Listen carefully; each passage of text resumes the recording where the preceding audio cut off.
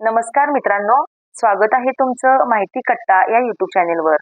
चला तर मग आपण आजच्या व्हिडिओमध्ये पाहणार आहोत 3 मार्च 2026 रोजी जे खग्रास चंद्रग्रहण होणार आहे। तर त्या ग्रहणामध्ये आपण कोणत्या गोष्टी कराव्या आणि कोणत्या करू नये याची सविस्तर माहिती आजच्या व्हिडिओमध्ये पाहणार आहोत।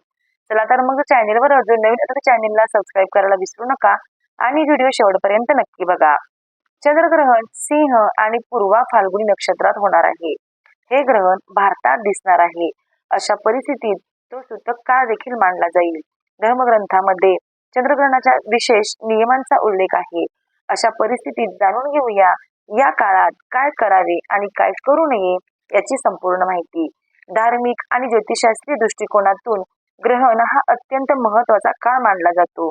दरवर्षी सूर्य आणि चंद्रग्रहण येते। ग्रहणाची वेळ अशुभ मानली जाते। अमावस्येला सूर्यग्रहण आणि पौर्णिमेच्या दिवशी चंद्रग्रहण होते। यंदा फाल्गुन महिन्याच्या अमावस्येला सूर्यग्रहण झाले। हे ग्रहण भारतात दिसले नाही। अशा परिस्थितीत देशात सूर्यग्रहणाच्या सूतक कालावधीचाही विचार केला गेला नाही। आता फाल्गुन महिन्यात चंद्रग्रहण होणार आहे। या वर्षी फाल्गुन महिन्याची पौर्णिमा 3 मार्च रोजी आहे। या दिवशी चंद्रग्रहण होणार आहे। हे वर्षातील सर्वात मोठे चंद्रग्रहण असेल। या ग्रहणाचा कालावधी 3 तास 27 मिनिटे असेल। हे ग्रहण सिंह आणि पूर्वा फाल्गुनी नक्षत्रात होणार आहे। हे ग्रहण भारतात दिसणार आहे। अशा परिस्थितीत तो सूतक काळ देखील मानला जाईल। चंद्रग्रहण हा खगोलीय दृष्ट्या पृथ्वी, सूर्य आणि चंद्र यांच्या मध्यभागी येऊन चंद्रावर सावली पडण्याची घटना आहे। धार्मिक आणि पारंपरिक दृष्टिकोनातून ग्रहण काळात सूतक काळ मानला जातो। त्यामुळे काही विशिष्ट काळजी घेणे आवश्यक आहे। ग्रहण सुरू होण्यापूर्वी घरातील स्वच्छता करून अन्न पदार्थ झाकून ठेवणे शुभ मानले जाते। ग्रहणाच्या काळात नवीन अन्न शिजवणे, खाणे, पिणे किंवा घराबाहेर जास्त वेळ राहणे टाळावे।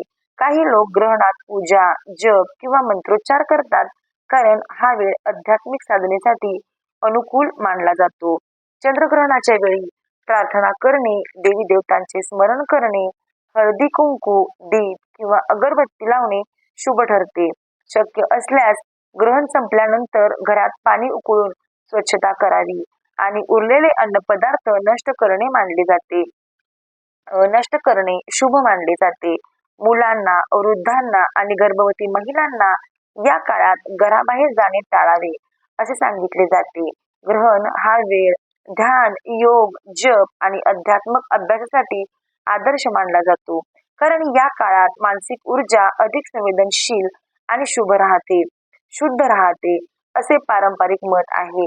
वैज्ञानिक दृष्टिकोनातून ग्रहणामुळे थेट शारीरिक धोका फारसा नसतो, परंतु आंतरराष्ट्रीय अभ्यासानुसार सूर्यग्रहणाच्या वेळी डोळ्यांचे संरक्षण आवश्यक असते। चंद्रग्रहणात थेट धोका नाही। तरीही ग्रहणाचा वेळ शांततेत आणि सुरक्षिततेत घालवणे योग्य आहे।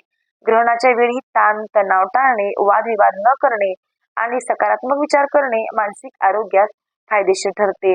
दान धर्म करणे, गरजूंना मदत करणे किंवा आध्यात्मिक ग्रंथांचा अभ्यास करणे हा वेळ उपयोगी ठरतो। या सर्व काळजीमुळे घरात सकारात्मक ऊर्जा टिकते, मानसिक शांतता वाढते आणि ग्रहणानंतरचे वातावरण अधिक सौम्य व सुखकारी बनते। धर्मग्रंथामध्ये चंद्रग्रहणाच्या विशेष नियमांचा उल्लेख आहे। अशा परिस्थितीत जाणून घेऊया या काळात काय करावे आणि काय करू नये। 2026च्या चंद्रग्रहणाची वेळ दुपारी 3:20 चंद्रग्रहण सुरू होईल। हे चंद्रग्रहण संध्याकाळी 6:47 मिनिटांपर्यंत चालणार आहे। चंद्रग्रहणाचा सूतक कालावधी ग्रहणाच्या 9 तास आधी होतो। अशा परिस्थितीत भारतात सकाळी 6:20 वर्षाचे पहिले चंद्रग्रहण सुरू होईल। त्यानंतर सायंकाळी ग्रहणाचा समारोप होऊन सूतक कालावधीत संध्याकाळी 6:47 संपेल। चंद्रग्रहणाचा सूतक काळ सुरू होण्यापूर्वी देवाच्या मंदिराला पडद्याने झाकून ठेवावे। सूतकाच्या वेळी आपल्या देवाच्या मंत्रांचा जप करत राहा। सूतक सुरू होण्यापूर्वी अन्न पदार्थांमध्ये तुळशीची पाने घालावीत, जेणेकरून अन्न नंतर खाल्ले जाऊ शकेल। विशेषतः ग्रहणाच्या वेळी ब्रह्मचर्याचे पालन करा। ग्रहणाच्या सूतक काळात कोणत्याही प्रकारची पूजा करू नये। चंद्रग्रहणाच्या वेळी घराबाहेर पडू नका। उघड्या डोळ्यांनी ग्रहणाकडे पाहू नका। सूतक काळात अन्न शिजवू नये आणि खाऊ नये. चंद्रग्रहणाच्या दिवशी किंवा त्यावेळी गरोदर महिलांनी विसरूनही घराबाहेर पडू नये. सूतक काळात पलंगावर झोपू नये. तर अशा प्रकारे मित्रांनो, आपण ही सविस्तर माहिती पाहिलेली आहे की ग्रहणाच्या वेळी काय करावे आणि काय करू नये. ही संपूर्ण माहिती आपण या आजच्या व्हिडिओमध्ये पाहिलेली आहे. तर तुम्हाला व्हिडिओ आवडल्यास नक्कीच लाईक करा, आपल्या चॅनेलला नक्की सबस्क्राईब करा. चला तर मग आपण असंच भेटू आणखीन एका